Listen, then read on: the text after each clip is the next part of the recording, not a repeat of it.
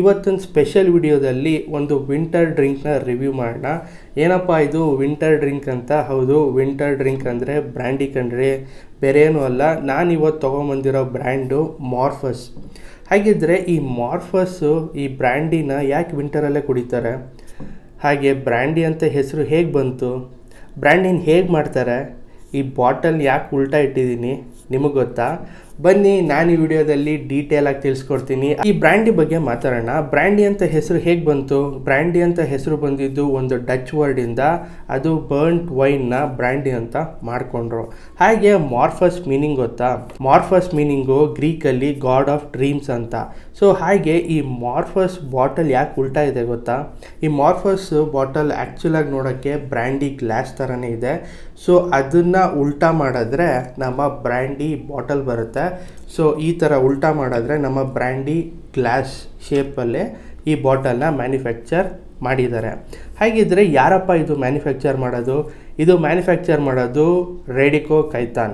So ಇವರು ತುಂಬಾ ಲಿಕ್ಕರ್ಸ್ನ manufacture ಮಾಡ್ತಾರೆ. ಅವ್ರದ್ರಲ್ಲಿ ಒನ್ ಆಫ್ ದಿ ಫೇಮಸ್ಸು ಈ ಮಾರ್ಫಸ್ ಬ್ರ್ಯಾಂಡಿಗಳಲ್ಲಿ ಇಂಡಿಯಾದಲ್ಲಿ ಟಾಪ್ ಸೆಲ್ಲಿಂಗ್ ಬ್ರ್ಯಾಂಡಿಗಳಲ್ಲಿ ಈ ಮಾರ್ಫಸ್ ಬ್ರ್ಯಾಂಡಿ ಕೂಡ ಒನ್ ಆಫ್ ದಿ ಬ್ರ್ಯಾಂಡಿ ಅಂತಲೇ ಹೇಳ್ಬೋದು.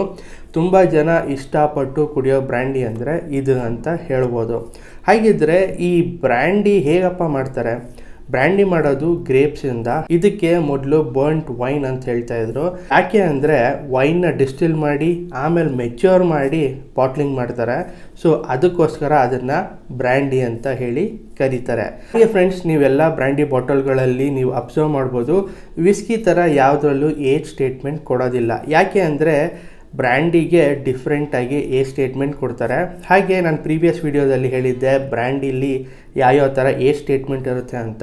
ಹಾಗೆ VSOP ಮತ್ತು ಎಕ್ಸೋ ಬ್ರ್ಯಾಂಡಿ ಇದೆ, AC ಬ್ರ್ಯಾಂಡಿ ಇದೆ. ಸೊ ಇದು ಬಂದು ಎಕ್ಸೋ ಬ್ರ್ಯಾಂಡಿ. ಎಕ್ಸೋ ಅಂದರೆ ಎಕ್ಸ್ಟ್ರಾ ಓಲ್ಡ್ ಅಂತ. ಇದು ಮಿನಿಮಮ್ 6 years ಮೆಚ್ಯೂರ್ ಆಗಿರೋ ಬ್ರ್ಯಾಂಡಿಗಳಿಗೆ ಎಕ್ಸೋ ಬ್ರ್ಯಾಂಡಿ ಅಂತ ಹೇಳಿ ಮೆನ್ಷನ್ ಮಾಡ್ತಾರೆ. ಹಾಗೆ ತುಂಬ ಜನಕ್ಕೆ ಈ ಮಾರ್ಫಸ್ ಬ್ರ್ಯಾಂಡಿ ಇಷ್ಟ ಆಗುತ್ತೆ. ಹಾಗೆ ಮ್ಯಾನ್ಷನ್ ಹೌಸ್ ಕೂಡ ತುಂಬಾ ಇಷ್ಟ ಆಗುತ್ತೆ. ಪ್ರೈಸ್ ರೇಂಜಲ್ಲಿ ಇದು ಸ್ವಲ್ಪ ಕಾಸ್ಟ್ ಜಾಸ್ತಿ ಇದೆ. ಹಾಗೆ ಮ್ಯಾನ್ಷನ್ ಹೌಸ್ ತುಂಬಾ ಚೀಪಾಗಿ ಸಿಗುತ್ತೆ. ಹಾಗಿದ್ರೆ ಇಷ್ಟು ಕಡಿಮೆ ಬೆಲೆಗೆ ಈ ಎಕ್ಸೋ ಬ್ರ್ಯಾಂಡಿ ಕೊಡ್ತಿದ್ದಾರಾ? ಸೊ ತುಂಬ ಜನಕ್ಕೆ ಒಂದು ಮಿಸ್ಕನ್ಸೆಪ್ಷನ್ ಇದೆ. ತುಂಬಾ ಕಾಸ್ಟ್ಲಿ ಲಿಕ್ಕರ್ಸ್ ಇದ್ದರೆ ಅದು ತುಂಬಾ ಚೆನ್ನಾಗಿರುತ್ತೆ ಅಂತ ಅನ್ಕೋಬಿಟ್ಟಿರ್ತಾರೆ. ಸೊ ತುಂಬ ಕಾಸ್ಟ್ಲಿ ಲಿಕ್ಕರ್ಗಳು ತುಂಬ ಕೆಟ್ಟದಾಗಿರುತ್ತೆ. ಇದು ಒಂದು ಎಕ್ಸೋ ಬ್ರ್ಯಾಂಡಿ. ಸೊ ತುಂಬ ಜನಕ್ಕೆ ಒಂದು ಮಿಸ್ಕನ್ಸೆಪ್ಷನ್ ಇರುತ್ತೆ, ಇದು ಫುಲ್ 6 years ಓಲ್ಡ್ ಮೆಚ್ಯೂರ್ ಆಗಿರೋ ಬ್ರ್ಯಾಂಡಿನೇ ಫಿಲ್ ಮಾಡಿ ಕೊಟ್ಟಿದ್ದಾರೇನೋ ಅನ್ನೋ ಥರ. ಆ್ಯಕ್ಚುಲಾಗಿ ಹೇಳಬೇಕಂದ್ರೆ ಇದರಲ್ಲಿ 6 to 10% ಅಷ್ಟೇ 6 years ಓಲ್ಡ್ ಮೆಚ್ಯೂರ್ ಆಗಿರೋ ಬ್ರ್ಯಾಂಡಿನ ಮಿಕ್ಸ್ ಮಾಡಿರ್ತಾರೆ. ಸ್ಮೆಲ್ ಮಾಡಿದಾಗ ನಿಮಗೆ ಸ್ಲೈಟಾಗಿ ಆಲ್ಕೋಹಾಲ್ ಹಿಂಟ್ ಇರುತ್ತೆ. ಹಾಗೆ ಇದರಲ್ಲಿ ಒಂಥರ ರೈಸಿನ್ ಸ್ಮೆಲ್ಲು ಅಂತೂ ಸಖತ್ತಾಗಿ ಬರುತ್ತೆ. ಸೊ ನಿಮಗೆ ಬ್ರ್ಯಾಂಡಿ ಅಂತ ಅಂದ್ರೇ ಸ್ವಲ್ಪ ಸ್ವೀಟ್ನೆಸ್ ಅಂತ ಅರ್ಥ. ಸೊ ಇದರಲ್ಲಿ ಗ್ರೇಪ್ಸ್ ಎಲ್ಲ ಯೂಸ್ ಮಾಡಿರ್ತಾರಲ್ಲ, ಸೊ ಇದರಲ್ಲಿ ಗ್ರೇಪ್ಸ್ಗಿಂತ ಇದನ್ನು ಟೇಸ್ಟ್ ಎನ್ಹ್ಯಾನ್ಸ್ ಮಾಡೋದಕ್ಕೆ ಒಣ ದ್ರಾಕ್ಷಿನ ಯೂಸ್ ಮಾಡ್ತಾರೆ. ಸೊ ಹಾಗಾಗಿ ಇದರ ಟೇಸ್ಟು ನಿಮಗೆ ಸ್ವಲ್ಪ ಆ ಥರನೇ ಬರುತ್ತೆ. ಬನ್ನಿ ಇದನ್ನು ಟೇಸ್ಟ್ ಮಾಡಿ ನೋಡೋಣ ಹೇಗಿದೆ ಅಂತ. ಚಿಯರ್ಸ್.